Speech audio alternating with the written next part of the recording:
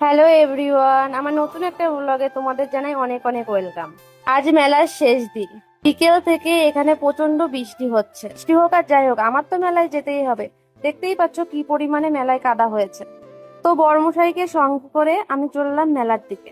এই বৃষ্টির মধ্যে উনি তো মেলায় আসবেন না, আমি তো জোর করে ধরে বেঁধে নিয়ে চলে এসেছি। রেগে গজগজ করে একাই হেঁটে চলে যাচ্ছে আমাকে পিছনে ফেলে। তারপরে দেখা হয়ে গেল দুই ননদ, কাকি শাশুড়ি আর দেওর।